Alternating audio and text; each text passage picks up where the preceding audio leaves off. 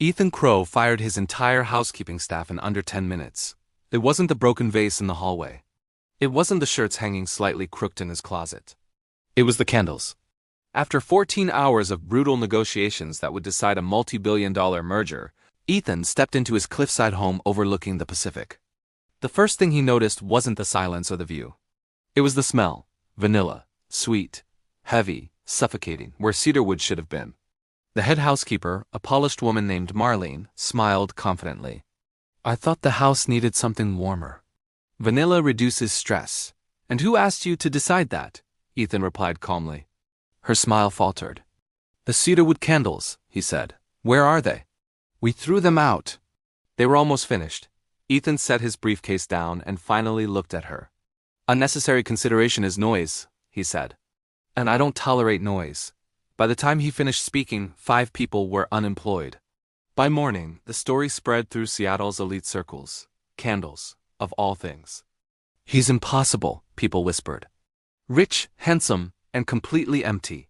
300 miles away, in a cramped staffing office above a laundromat in Portland, a woman named Grace Lynn listened quietly as her agency manager slid a folder across the desk.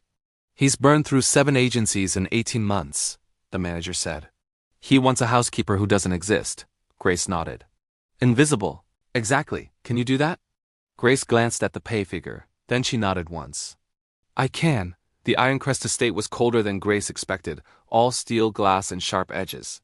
She arrived before dawn, worked silently, adjusted the lighting to something warmer, returned the cedarwood candles, and left without being seen.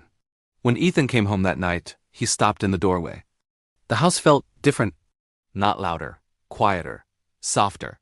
He slept that night without medication for the first time in years. Days passed. Then weeks.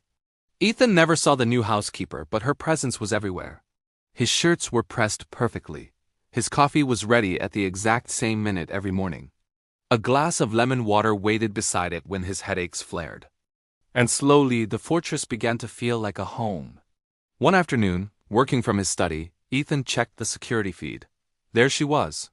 Small, quiet, hair pulled back. Moving like she belonged to the silence, and then he saw the ring. Copper wire, twisted by hand. A small piece of pale blue sea glass in the center. His breath caught. 20 years ago, at a children's home in Portland, a boy named Ethan had made that ring from scrap wire. A girl named Grace had pressed the sea glass into his palm and said it was perfect just the way it was. He had promised her everything back then, and then life happened. Now she was here. But Grace said nothing. Instead, she left small reminders. A childhood book placed gently on his pillow. A peppermint candy on his paperwork. Soup on the stove, simple, familiar, comforting. Then came the charity gala. Guests filled the house, music played, laughter echoed. When a wealthy guest accidentally spilled wine, Grace stepped in instantly, saving the gown, but staining her uniform. The guest scoffed. "What is that ring? Is that trash?" The ring slipped from Grace's finger and fell to the marble floor. The sound was barely audible, but Ethan heard it. He crossed the room, knelt, and picked it up with trembling hands. "This ring," he said quietly, sliding it back onto Grace's finger, "is worth more than everything in this room combined." The house fell silent. Grace met his eyes, and she knew. That night she resigned.